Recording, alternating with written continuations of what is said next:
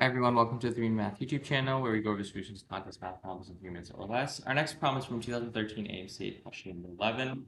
Ted's grandfather used his treadmill on 3 days. This week he went 2 miles each day. On Monday he jogged at a speed of 5 miles per hour. He walked at the rate of 3 miles per hour on Wednesday and at 4 miles per hour on Friday. If grandfather had always walked 4 miles per hour, he would have spent less time on the treadmill. How many minutes less? So 3 days this week, we already know that. He went 2 miles each day. So if we have Monday, Wednesday, and Friday,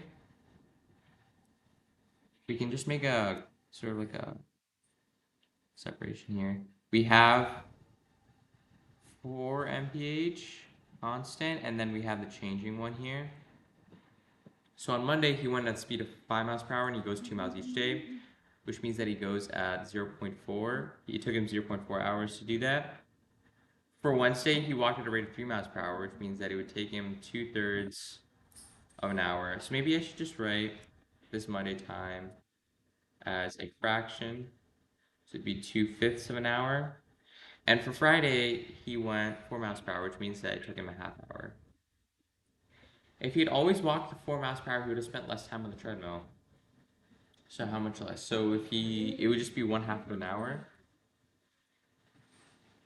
1/2 an hour, and then 1/2 an hour. So your difference is going to be 2/5 plus 2/3 minus 1/2 plus 1/2. Right, which is just 1.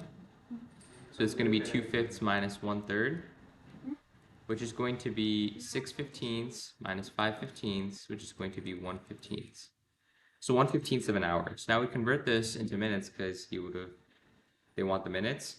So 1/15 of an hour, which is 1/15 of 60 minutes, it's going to be 4 minutes, which means that D is our answer.